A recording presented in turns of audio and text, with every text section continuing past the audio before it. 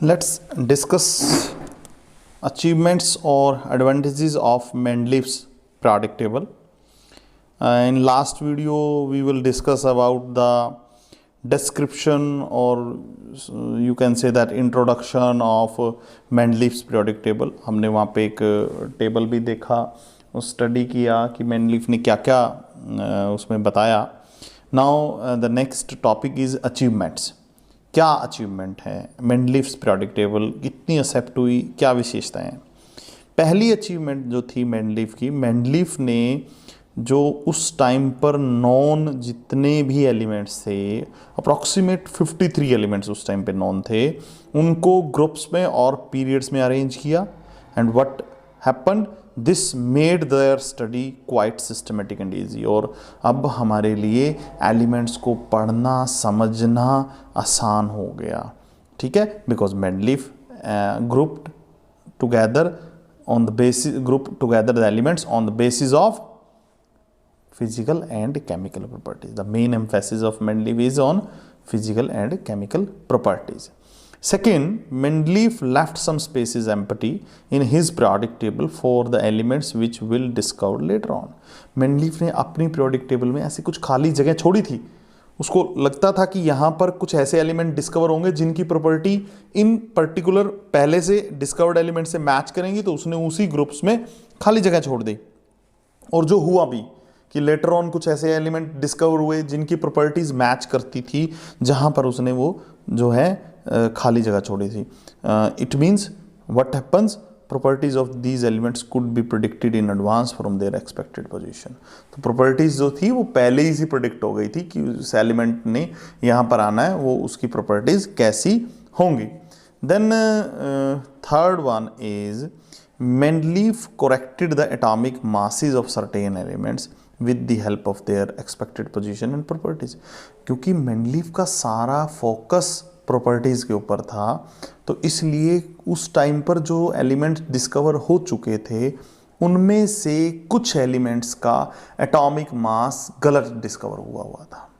तो एलिमेंट जब मेंडलीव ने स्टडी किया कि वो उनकी प्रॉपर्टीज़, कुछ एलिमेंट्स की प्रॉपर्टीज़ उनके इंक्रीजिंग एटॉमिक मासेस के बेसिस पर एडजस्ट नहीं हो रही, वो ग्रुप नहीं हो रहे, तो मेंडलीव ने क्या किया, उन कुछ एलिमेंट्स के एटॉमिक मासेस को करेक्ट किया और उनको ठीक किया. जैसे हमारे पास एग्जांपल है बेरिलियम. बेरिलियम का जो एटॉमिक मास दिया गया वो 13.5 दिया गया, उसकी वैलेंसी दी गई थी 3 जब वो डिस्कवर हुआ.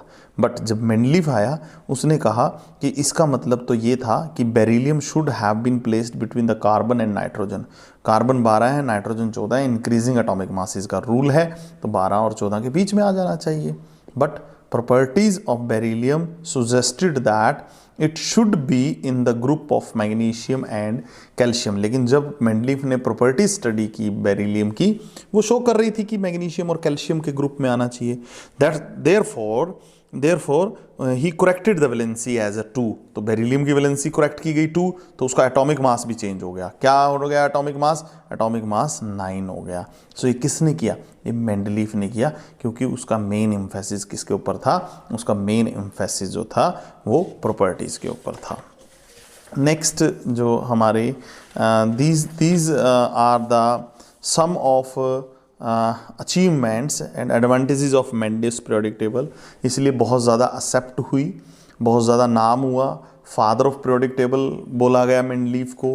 बट स्टिल जैसे जैसे वक्त गुजरता गया, टाइम बीतता गया, कुछ लिमिटेशंस भी आई इस मेंडलीव पीरियोडिक टेबल की. सो हम वो डीमेरिट्स भी पढ़ते हैं, डिफेक्ट्स भी पढ़ते हैं कि क्या क्या दिक्कतें आई मेंडलीव्स पीरियोडिक टेबल को. मेंडलीव पीरियोडिक टेबल को पहली जो क्वेश्चन लगा वो था पोजीशन ऑफ हाइड्रोजन के ऊपर, कि जो पोजीशन ऑफ हाइड्रोजन थी वो फर्स्ट ए ग्रुप के अंदर रखा गया था. इसका मतलब एल्कली मेटल्स के साथ रखा गया था, तो उसकी सारी प्रॉपर्टीज़ जो हैं वो एल्कली मेटल से मैच होनी चाहिए थी. बट जब प्रॉपर्टीज़ स्टडी की गई तो हाइड्रोजन की प्रॉपर्टीज़ हैलोजन के साथ भी मैच करती थी. और हैलोजन कहाँ थे? हैलोजन तो 7th A ग्रुप में थे, ग्रुप नंबर 7A के अंदर थे, जबकि हाइड्रोजन को रख दिया गया फर्स्ट A के अंदर। सो इस क्यों रखा गया फर्स्ट A के अंदर? So he can't be able to give any explanation regarding this. तो एक क्वेश्चन मार्क यहाँ लगा। दूसरा, मेंडलीफ ने कहा था इंक्रीजिंग एटॉमिक मासेस, कि मैंने रूल बनाया है मेंडलीफ पीरियोडिक लॉ कि the physical and chemical properties are the periodic function of their increasing atomic masses. तो इंक्रीजिंग एटॉमिक मासेस के रूल को फॉलो नहीं किया गया बहुत जगह, ठीक है। और उस चीज़ को क्या बोला? Anomalous position of some elements, कि क्यों नहीं फॉलो किया गया? ज़्यादा एटॉमिक मासेस वाले, हायर एटॉमिक मासेस वाले एलिमेंट्स को पहले रख दिया गया, जबकि लोअर एटॉमिक मासेस वाले एलिमेंट्स को बाद में रखा गया। Why this happens? And this is example है हमारे पास, जैसे argon and potassium, cobalt and nickel. Argon को जो है पोटाशियम से पहले रख दिया गया, कोबाल्ट को जो है निक्ल से पहले रख दिया गया। एंड जब उससे क्वेश्चन पूछा गया कि वाई दिस हैपन्स, वाई आपने क्यों रखा, आपने अपने ही रूल को ब्रेक किया, why you break your rules? So there is no answer. So कोई आंसर नहीं था, ये सेकंड जो है उसकी डिफेक्ट था। थर्ड था आइसोटॉप्स की पोजीशन को लेकर, पोजीशन ऑफ आइसोटॉप्स। आइसोटॉप्स क्या होते हैं? सबसे पहला क्वेश्चन ये आता है। आइसोटॉप्स एक ही एलिमेंट के डिफरेंट एटम्स होते हैं, एक ही एलिमेंट के डिफरेंट एटम्स होते हैं जिनके डिफरेंट मासेस, एटॉमिक मासेस होते हैं, बट एटॉमिक नंबर सेम होता है जिनका, उन्हें हम क्या कहते हैं? आइसोटॉप्स। तो लेटर ऑन जैसे टाइम बीता तो आइसोटॉप्स की डिस्कवरी हुई, तो क्वेश्चन आया मेंडलीफ के ऊपर कि आपने आइसोटॉप्स के लिए तो कोई पोजीशन दी नहीं, आपने कहा इंक्रीजिंग एटॉमिक मासेस है, इंक्रीजिंग एटॉमिक मासेस है तो अलग अलग एटॉमिक मास वाले आइसोटॉप्स को आपकी टेबल के अंदर अलग अलग जगह मिलनी चाहिए, but there is no any space regarding isotopes. Isotopes के लिए कोई स्पेस नहीं था। So this is another defect in Mendeleev's periodic table. There is another, that is there is no similarity among the elements of two subgroups of the particular group। हम Mendeleev ने क्या किया? एक पर्टिकुलर ग्रुप को 2 सब groups में बना दिया। हमने लास्ट वीडियो में दिखाया था डायग्राम के अंदर, टेबल के अंदर, कि किस तरह से उसने जो है AB2 सब ग्रुप्स बना दिए। उन्होंने कहा क्या सिमिलैरिटीज़ हैं इनके बीच में? आपने एक ग्रुप को सब ग्रुप का आइडिया क्यों दिया, सब ग्रुप में कन्वर्ट क्यों किया? So there is no explanation regarding this. जैसे कि कोई आपस में कनेक्टिविटी नहीं थी, जैसे लिथियम, सोडियम, पोटाशियम, ये ग्रुप फर्स्ट A के अंदर है, जबकि कॉपर, सिल्वर, गोल्ड ये फर्स्ट B के अंदर है।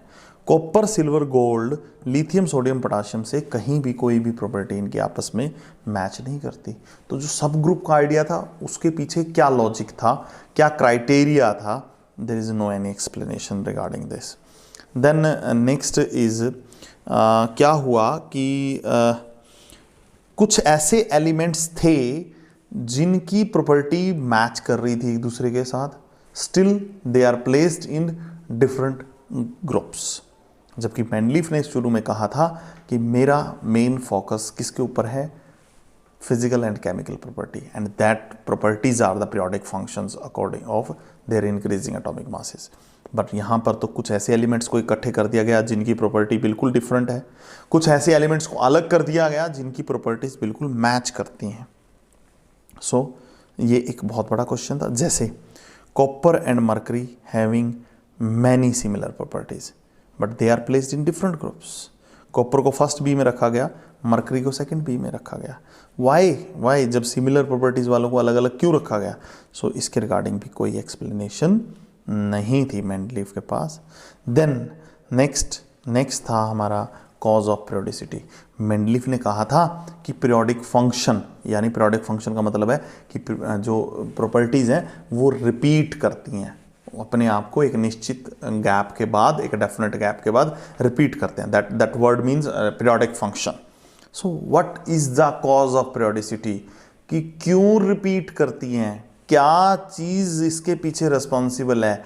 Why the properties of elements repeats itself after a definite gap of atomic masses when we are going to arrange in increasing atomic masses.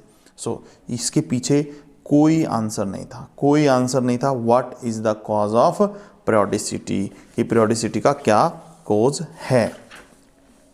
ठीक है, तो यही लिखा देखिए, after a gap atomic masses in a particular group, this are the limitations of Mendeleev's periodic table, still it got appreciation as he was the first who arrange a large number of elements in the form of table. Approximate 63 elements थे तब। तो कुछ अच्छी अच्छी बातें भी हमने पढ़ी, कुछ इसके हमने जो है डीमेरिट्स पढ़ी, डिफैक्ट्स पढ़े, ठीक है, लिमिटेशंस पढ़ी। तो फिर भी ये पहला ऐसा था जिसने अरेंज किया था। पूरा एक रेवोल्यूशन आ गया था इसके बाद कि इसके ऊपर पूरा जो एक सोच थी, मोड ऑफ थिंकिंग थी, वो सब बदल गया था। तो मेंडलीव को इसलिए सबसे ज़्यादा अप्रिसिएशन मिलता है क्लासिफिकेशन के अंदर। लेकिन जैसे ये लिमिटेशंस आई कुछ टाइम पीरियड के बाद, तो एक साइंटिस्ट आया हेनरी मोज़ले। कौन आया? साइंटिस्ट आया, दैट इज़ हेनरी मोज़ले। उस साइंटिस्ट ने क्या किया? उसने एक नया कंसेप्ट दिया और एक नए कंसेप्ट के बेस पर मॉडर्न पीरियोडिक लॉ बनाया। उसने एटॉमिक मास को छोड़कर एटॉमिक नंबर को फंडामेंटल प्रॉपर्टी कहा of element, not atomic mass. उसने कहा कि जितनी भी प्रॉपर्टी डिपेंड करती हैं वो एटॉमिक मास पे डिपेंड नहीं करती, वो एटॉमिक नंबर पे डिपेंड करती है। और उसने एक मॉडर्न पीरियोडिक लॉ दिया। क्या दिया? मॉडर्न पीरियोडिक लॉ दिया, जस्ट लाइक मेंडलीव, जैसे कि मेंडलीव ने दिया था। क्या लॉ दिया था मेंडलीव ने? मेंडलीव ने दिया था मेंडलीव्स पीरियोडिक लॉ। और हेनरी मोज़ले ने क्या दिया? Modern periodic law. Modern periodic law क्या कहता है? मॉडर्न पीरियोडिक लॉ कहता है the property of the elements are the periodic function of their atomic numbers. यहाँ पर एटॉमिक मासेस नहीं कि एटॉमिक नंबर की अरेंजमेंट, जब इंक्रीजिंग एटॉमिक नंबर में हम एलिमेंट्स को अरेंज करते हैं तो एक निश्चित गैप के बाद, पीरियोडिक फंक्शन का मतलब समझिए, एक निश्चित गैप के बाद एलिमेंट्स अपनी प्रॉपर्टीज़ को रिपीट करते हैं। तो क्या बना? Properties of elements are periodic function of their atomic numbers, not atomic masses. So this is the modern periodic law, and on the basis of this modern periodic law Henry Moseley ने जो मौजूदा form of table है, modern form of table, उसको arrange किया, उसको बनाया, उसको design किया, और जितने भी एलिमेंट्स थे उन सबको क्लासीफाई किया, और जिसे हम स्टिल आज की डेट में भी हम पढ़ रहे हैं इसे। ठीक है, तो फर्दर हम मॉडर्न पीरियोडिक लॉ टेबल के बारे में डिस्क्राइब करेंगे इन नेक्स्ट वीडियो कि मॉडर्न पीरियोडिक टेबल के अंदर डिस्क्रिप्शन क्या है, उसका इंट्रोडक्शन कैसे है। Okay, thank you.